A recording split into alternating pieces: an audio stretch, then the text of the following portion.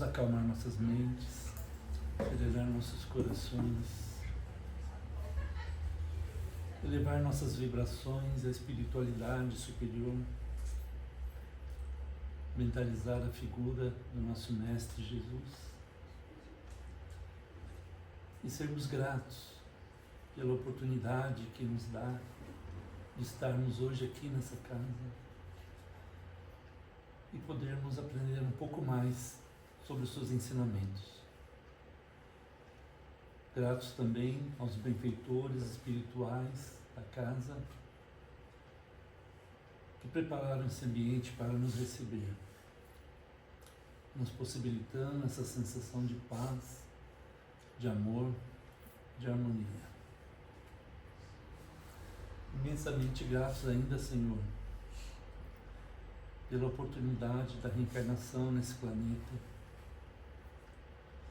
Gratos também pela doutrina dos Espíritos, essa bússola norteadora que nos esclarece de o porquê de estarmos aqui, nos mostra o caminho que devemos seguir e nos direciona para o bem, para o esclarecimento, para o progresso espiritual. E imensamente gratos por tudo que nos dás todos os dias, com tantas oportunidades, pedimos a permissão para iniciarmos os trabalhos de hoje. Muito obrigado, que assim seja. Hoje temos a felicidade de receber nosso irmão Eduardo Bertol. Ele é vinculado ao Centro Espírita Allan Kardec, da Vila Tingui, onde é presidente, palestrante. Seja muito bem-vindo, Eduardo. A palavra é sua, fique à vontade.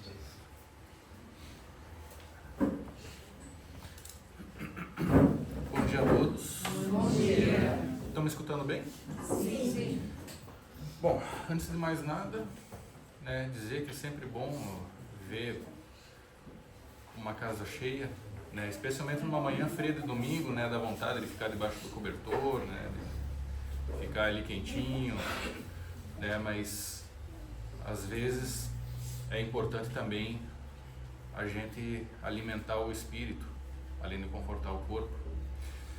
E lembrando, que a casa espírita não são só os companheiros que a gente consegue ver aqui, Muitas vezes a gente tem uma plateia bem maior do que a gente imagina. Queria agradecer mais uma vez o convite da casa para palestrar, que é a segunda vez que eu venho nessa casa irmã, E vamos lá, vamos começar a nossa fala. Então, a gratidão pode ser entendida como a nossa capacidade de reconhecer um benefício recebido por alguém ou por alguma situação em particular. E é interessante a gente destacar que na oração dominical que Jesus nos ensinou, ele abre a prece com a frase: Pai nosso que estás no céu, santificado seja o teu nome. Ou seja, a primeira coisa que ele faz na oração do Pai Nosso é reconhecer o caráter divino, o caráter elevado do Criador e, consequentemente, a necessidade que nós temos de ser reconhecidos a Ele pelas bênçãos que nós recebemos na vida. Então, é muito fácil a gente reconhecer as coisas que nós identificamos como boas. É muito fácil a gente dizer obrigado quando a gente recebe uma coisa que a gente gosta. É aquela história, Sabe aqueles adesivos que o pessoal cola atrás do carro? Foi Deus que me deu. É fácil a gente reconhecer quando a gente gosta de uma coisa. Mas nem sempre é do jeito que a gente espera. E justamente essa capacidade limitada que nós temos ainda de reconhecer as bênçãos da vida é que faz com que a gente encare a gratidão como uma espécie de convenção social, como uma espécie de obrigação que a gente tem com o coletivo. Então, se fulano faz alguma coisa para mim, que é boa, eu vou lá e agradeço. É uma espécie de lei de reciprocidade que a gente estabeleceu em sociedade.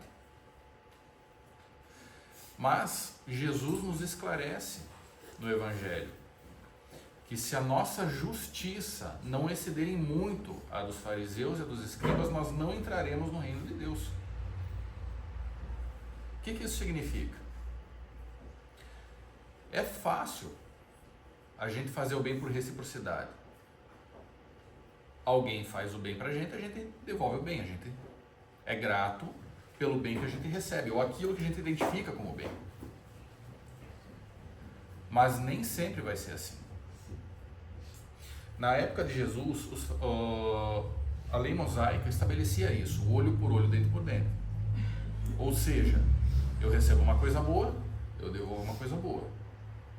Eu recebo uma coisa não tão boa, eu vou lá e pago na mesma moeda. Era isso que era entendido como justiça na época. E de fato, se a gente parar para pensar, isso é o justo. Não é? Isso é o justo que a gente espera. A gente recebeu uma coisa boa, a gente devolve uma coisa boa. A gente recebeu uma coisa ruim, a gente vai lá e exige reparação. Porém, Jesus diz que a nossa justiça precisa exceder a dos escribas e dos fariseus. Né? E isso remete muito à parábola dos talentos. Que o senhor de um vasto campo vai viajar e deixa ao encargo de 3 servidores o cuidado com os talentos, uma certa quantidade de dinheiro. Né? Um vai lá e investe a quantidade que ele recebeu, consegue ganhar uma quantidade igualmente grande, devolve ao senhor, é recompensado por isso. Outro vai lá, faz o mesmo, investe com os banqueiros, devolve uma quantidade maior que ele havia recebido para cuidar, também é parabenizado. Mas o outro, com medo do senhor, vai lá e enterra o talento que ele recebeu e devolve exatamente a mesma quantidade, e por isso é repreendido e castigado. E quando eu li essa parábola, eu achava estranho. Eu falei, meu Deus do céu, mas o sujeito devolveu exatamente o que ele recebeu. Por que ele foi castigado?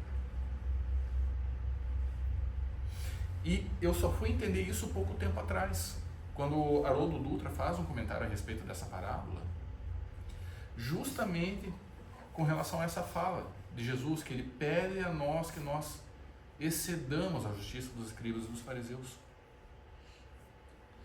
No sentido de que nós precisamos multiplicar as bênçãos que nós recebemos. Nós encarnamos e precisamos fazer um esforço para nós irmos além daquilo que nós recebemos, em termos de bênçãos afetivas, em termos de inteligência, de recursos de trabalho. Nós precisamos exceder aquilo que nós recebemos. Precisamos ir além. E isso deixa de ser justiça para se tornar amor. Quando nós conseguimos exceder aquilo que nós recebemos, devolvendo à vida mais do que nós recebemos, nós começamos a demonstrar que nós estamos aprendendo a capacidade de amar. Porque estamos nos desdobrando além daquilo que nós estamos recebendo. E isso vai um pouco no caminho da questão da gratidão. No livro Psicologia da Gratidão, que justamente versa sobre esse tema, a autora espiritual Joana de Ângeles, ela faz um estudo a respeito dessa capacidade e ela divide o estudo da personalidade humana em 3 aspectos, que seriam o self, o ego e a sombra. O self seria aquela espécie de vir a ser, aquele projeto que nós temos daquilo que nós seremos, né? Aquela capacidade de nós sermos perfectíveis. O ego seria a nossa persona, a personalidade que nós vestimos no momento. Então a gente encarna, a gente assume uma determinada atividade laboral, a gente assume um nome, a gente assume um papel dentro de uma família, dentro de uma sociedade. Esse seria o nosso ego. E a sombra seria aquele aspecto mais arcaico da nossa personalidade e que muitas vezes é dominada pelo instinto. E o que acontece? o instinto é um elemento importante para nós, dentro da nossa necessidade de sobreviver nesse mundo. O instinto não é uma coisa ruim. O instinto de autopreservação, de preservação da espécie, o instinto de reprodução, tudo isso são aspectos importantes da nossa existência. Porque, claro, se você está atravessando uma rua e escuta um buzinaço chegando, você não vai parar no meio e ficar pensando, meu Deus do céu, o que será que está chegando aí? Por instinto você vai pular para a calçada, para preservar a tua existência. Então o instinto para nós ainda é um aspecto importante. Porém, na nossa vida, na nossa capacidade ainda materializada de compreender as coisas, a gente acaba deixando o instinto tiranizar a nossa existência. E na prática, no que isso reflete? Reflete que a gente passa a ir atrás apenas daquelas coisas que nos satisfazem os sentidos, que nos são agradáveis aos sentidos. Então a gente demonstra gratidão, mas demonstra gratidão só por aquilo que a gente considera agradável, por aquilo que nos faz sentir confortáveis, por aquilo que nos faz sentir gratificados diante da sociedade e da família, por aquilo que nos afaga o ego.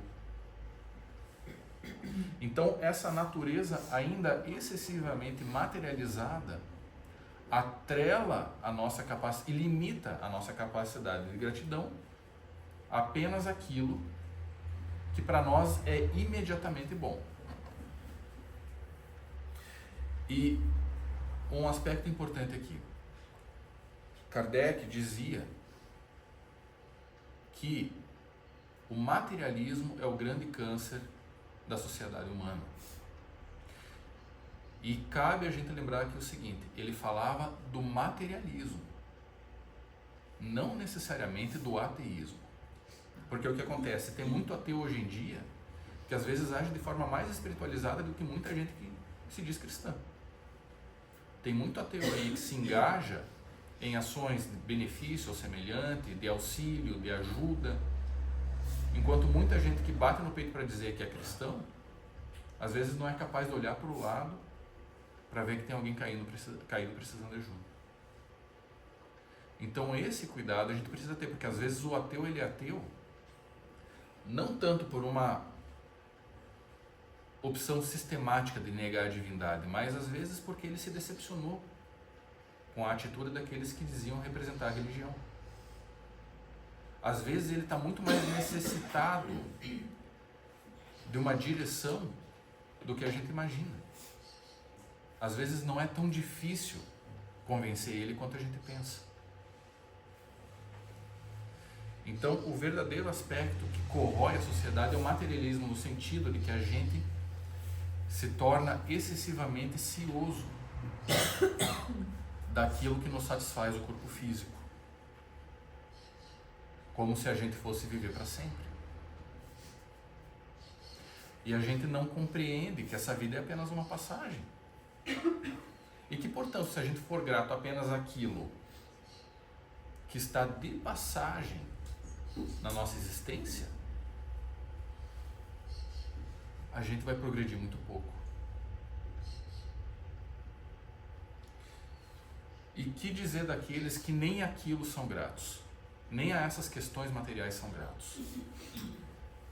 Agem como se a vida tivesse obrigação de satisfazer a eles. O que a gente vai dizer desses? Por esses a gente realmente precisa lamentar.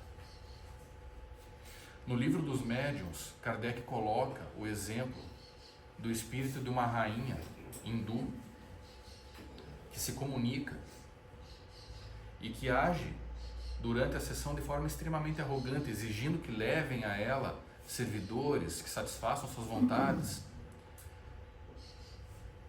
E questionam ela, mas me diz uma coisa, o que você acha de Jesus? O filho do carpinteiro não me diz nada.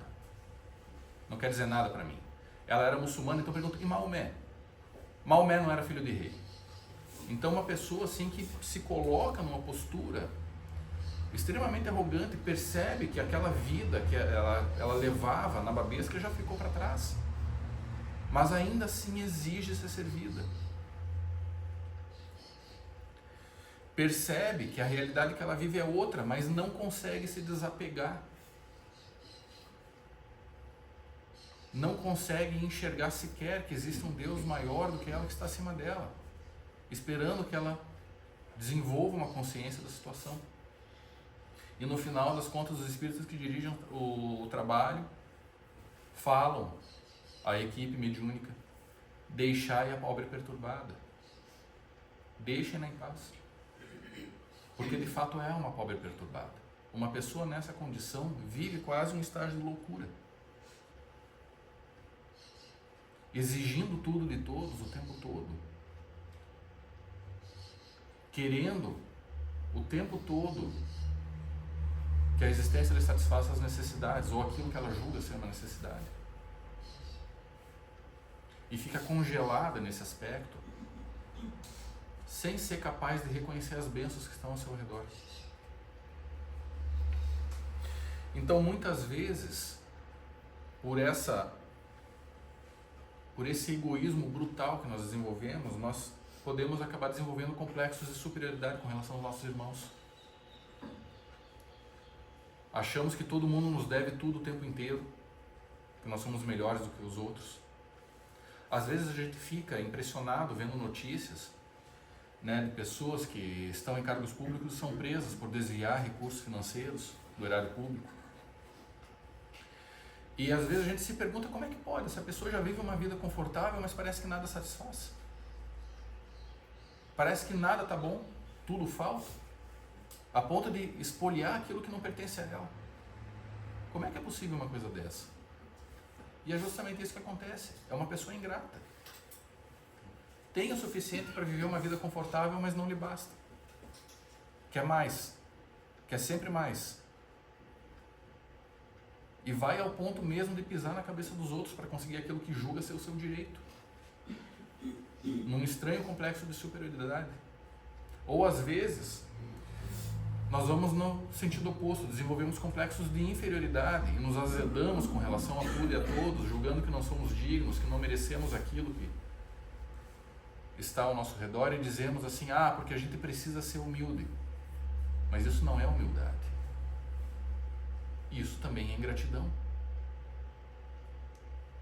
Porque se Deus distribui bênçãos ao nosso redor, é porque nós estamos na posição de poder receber aquilo. Mas não simplesmente por uma questão de merecimento, mas também por uma questão de espalhar essas bênçãos.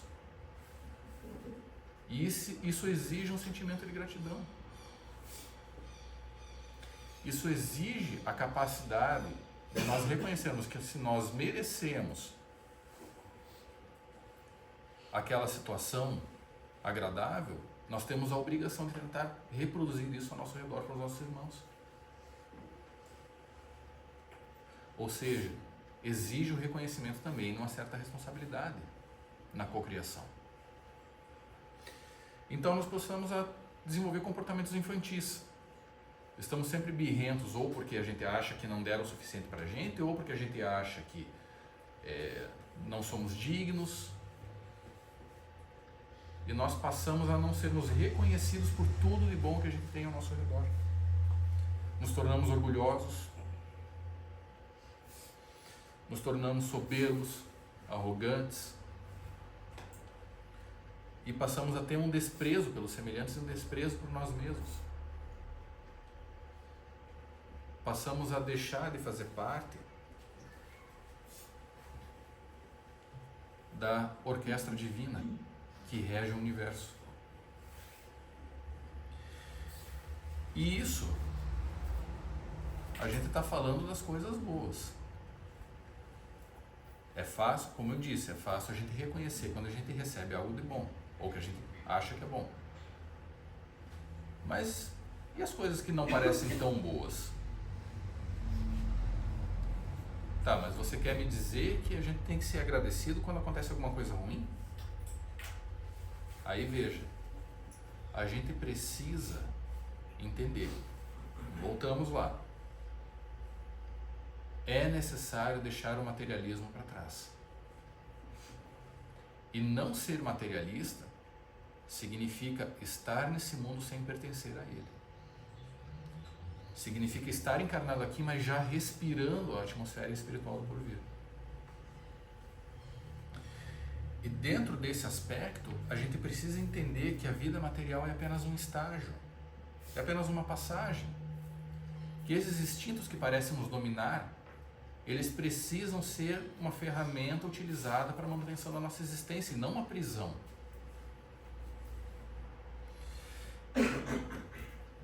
E daí, de posse desse conhecimento, a gente começa a entender um pouquinho as situações que nós interpretamos como problemáticas na nossa vida. Eu gosto sempre de citar o livro Paulo e Estevão, porque não é apenas um romance belíssimo do ponto de vista assim, de sentimento, de emoção, mas também um livro que encerra muitas mensagens importantes. E logo no começo do romance, quando ele cita a situação difícil de Joquedebe, que era um velho ancião hebreu, que acaba perdendo importantes propriedades para um preposto romano ambicioso e sem escrúpulos, né, e que acaba sendo humilhado na volta para casa por 2 grupos de soldados romanos que o maltratam e o ferem. Quando ele chega em casa e é acolhido pelo casal de filhos jovens que o tratam com carinho, que lhe pensam as feridas, ele expõe para os filhos o desejo de exigir retribuição da autoridade romana que administrava a cidade de Corinto na época, que era onde eles residiam. E os filhos, demonstrando já um certo grau de elevação espiritual, abrem os escritos da Torá e leem justamente uma passagem de Provérbios, no capítulo 3, versículos 11 e 12, que diz o seguinte: Filho meu, não rejeites o corretivo do Senhor, nem te enojes de sua repreensão, porque Deus repreende aquele a quem ama, assim como o pai ao filho a quem quer bem. Então, o que o filho do velho judeu demonstra para ele naquele momento lendo essa passagem? Que aquela situação lamentável que ele passou, talvez estivesse ali para lhe ensinar alguma coisa. Quem sabe deixar o orgulho de lado? Quem sabe aceitar situações rudes da vida, sem queixume, sem reclamações? Mas o pai não escuta a exortação e decide no dia seguinte procurar o tribunal. Para quem conhece o romance, com todos os desdobramentos dolorosos que tem depois, com o falecimento do pai da família, com a separação dos irmãos. Então, muitas vezes as situações que surgem para a gente da vida, que parecem nos ferir, que parecem nos machucar, que parecem nos maltratar, são situações que o Pai nos envia em socorro ao nosso espírito, em auxílio às nossas dificuldades. Quando nós passamos por uma enfermidade, por uma injustiça aparente, pela ingratidão de alguém, nos cabe perguntar: o que será que essa situação está tentando me ensinar? Claro, se houver recurso, se houver possibilidade de contornar essa situação, nós devemos buscar, nós não devemos também ser inertes diante dessas situações, porque o aprendizado impõe também ação. Porém, não nos cabe revolta, não nos cabe exigências descabidas. E sim, nessas situações, nos cabe o reconhecimento da bondade divina. Porque, novamente citando Haroldo Dutra, ele diz que na tradição hebraica, Deus é chamado o pastor. O que o pastor faz? Ele guia as ovelhas. Isso exige, às vezes, que o pastor tire uma parte do rebanho de uma região em que ela se compraz em ficar e a guie para outra região. mesmo que às vezes seja necessário passar por um caminho um pouco mais tortuoso, com pedregulhos, com ervas daninhas, mas para que possa alcançar um pasto, às vezes mais verdejante, mais nutritivo. Então, o que isso nos diz? Que às vezes a gente se compraz numa determinada situação, mas Deus fala: filho, você não pode mais ficar aqui. Me desculpa, mas eu vou ter que levar você para lá. Lá é melhor, você vai espernear um pouquinho, você vai achar ruim, mas quando você chegar lá, você vai ver que lá é melhor. E isso nos mostra que a gente precisa ser grato também a essas situações. Embora elas desafiem a nossa inteligência no sentido de que nós precisamos também buscar uma solução, a gente precisa desenvolver a gratidão também por essas situações que nós não entendemos muitas vezes. E Joana de Ângeles, na obra já citada, afirma que o indivíduo que já atingiu um certo grau de espiritualização consegue ser grato até mesmo pelas dificuldades, pelos problemas que ele enfrenta. Porque são elas que o espiritualizam mais ainda. Então, quando nós nos espiritualizamos, quando nós aprendemos a nos libertar pouco a pouco da matéria, nós começamos a nos reconhecer como espíritos imortais. E os percalços que nós enfrentamos nessa vida começam a se tornar menores. Começam a nos parecer situações que já não demandam tanto da nossa preocupação, da nossa exasperação. E nós começamos a parar de reclamar daquilo que nos falta. E começamos a reconhecer aquilo que nós recebemos até o momento. E começamos a entender que o que nos falta, a nós compete buscar. Divaldo Franco, quando estava encarnado, ele costumava com muita frequência terminar suas palestras com uma prece belíssima, que era um verdadeiro hino de reconhecimento, na qual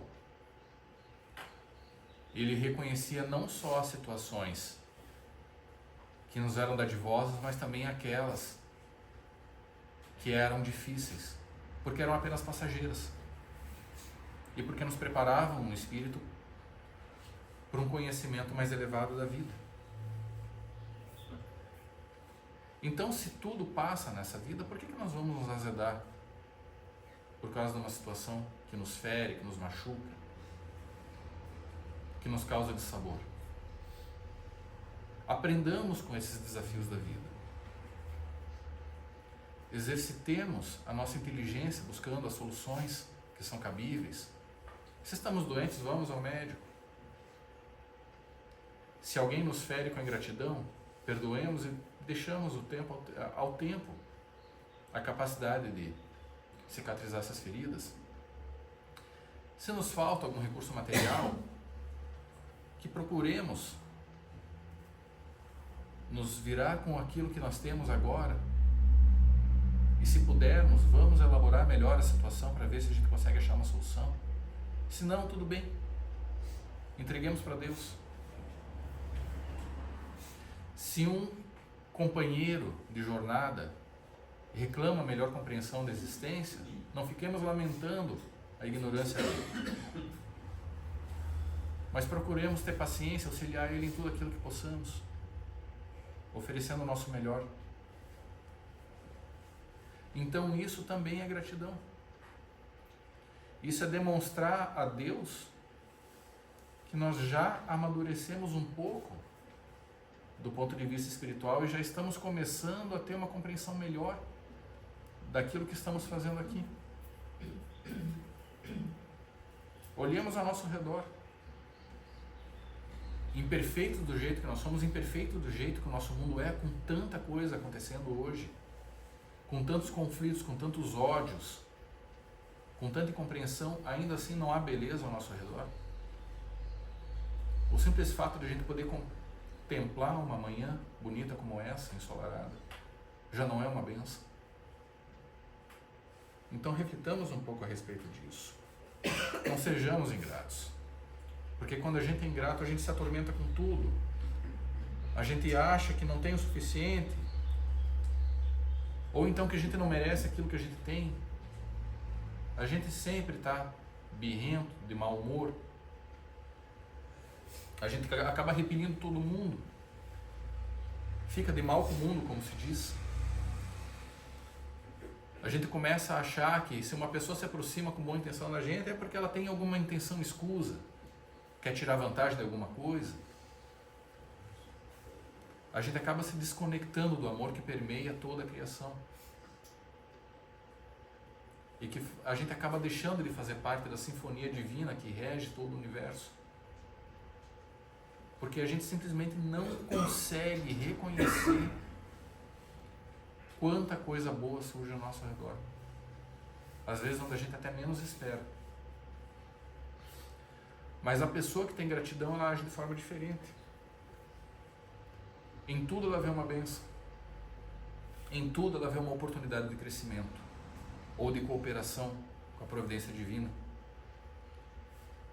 Tudo ao seu redor passa a estar permeado de beleza, de oportunidade, de bondade vinda do alto.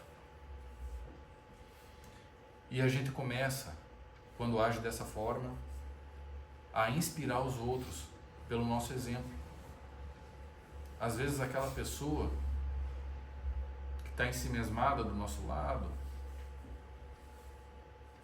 que está acabrunhada, que está desanimada, pode se deixar contaminar um pouco por esse sentimento e elevar um pouco o moral dela. E quem sabe, às vezes, com a capacidade de sair daquela situação penosa e poder começar a exercer um pouco dessa gratidão do outro lado. Então, por sermos gratos, muitas vezes a gente acaba criando em nós não só o sentimento de agradecimento ao Criador, mas a necessidade, o desejo de retribuir a quem quer que a gente possa, não só a Deus, mas a quem tiver ao nosso redor.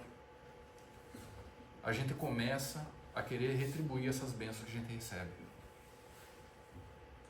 Então é nesse sentido que a gratidão é um sentimento de suma importância que a gente procura exercitar.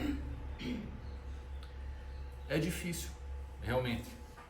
Como eu comentei, a nossa capacidade, a nossa natureza ainda muito materializada, às vezes nos impede de exercer essa capacidade tão nobre. Mas é uma necessidade. É algo que a gente precisa ter dentro de nós, como reflexo do nosso esforço de nos espiritualizarmos. Ontem mesmo, eu estava no litoral agora, os filhos estão de férias, eu estava lá com eles e eu vim direto do litoral para cá. Acordei cedo e vim para cá. E na noite passada, os vizinhos resolveram fazer festa com barulho alto e música até mais ou menos 1, 2 da manhã. E eu roendo os cotovelos de raiva na cama tentando dormir. E eu estava azedo mesmo. Eu estava azedo, né? Mas hoje, vindo para cá, passando na beira do mar, vendo o nascer do sol, vendo a beleza da criação, e vindo para cá tendo a oportunidade de poder estar aqui com vocês um pouquinho,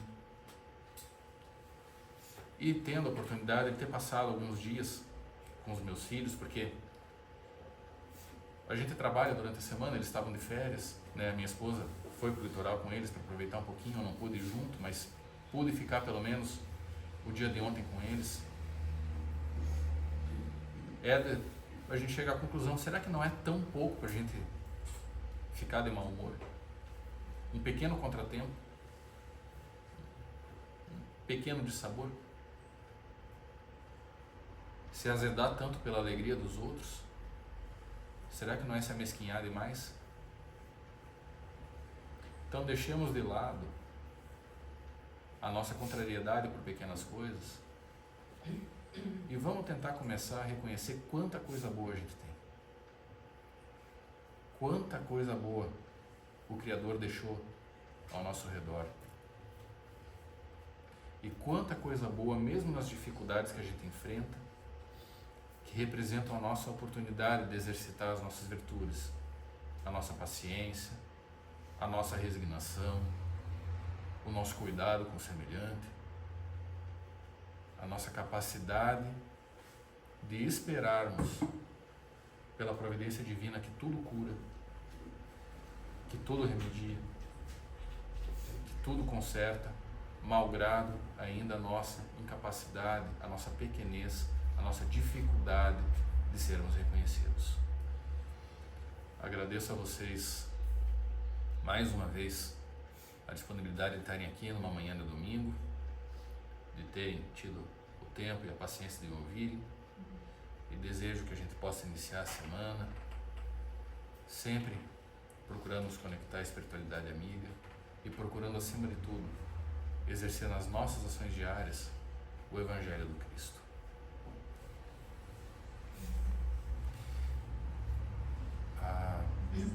Sim, eu estava esquecendo. Eu faço a prece agora, né? Então, vamos procurar levar nossos pensamentos ao alto, buscando agradecer a Deus a oportunidade de estarmos aqui reunidos como irmãos, agradecendo a Ele, o Senhor da vida, por tudo que está pelo nosso caminho, as bênçãos que nos sustentam a existência material, o conhecimento da doutrina dos Espíritos e do Evangelho do Cristo, que nos sustenta os esforços da existência, os companheiros de jornada que nos acompanham aos passos, e sejamos gratos também aos desafios que nos auxiliam a nos libertar pouco a pouco das algemas do ego, do peso do orgulho, dos enganos da vaidade, a fim de que possamos ser aqueles instrumentos bem talhados na divulgação da doutrina espírita, não por meras palavras, mas por atos que inspirem, pelo bem praticado, pelo auxílio aos nossos irmãos, pelas boas obras espalhadas ao nosso redor. Que possamos seguir adiante em nossas existências, sempre procurando manter nos nossos pensamentos elevados a Deus, com confiança, com fé, com gratidão e com a certeza de que, se somos nossos filhos, somos seus herdeiros, que basta o nosso esforço para adentrarmos a herança divina, as bênçãos que Ele nos prometeu, através do trabalho santificante e da compreensão de nossa realidade espiritual.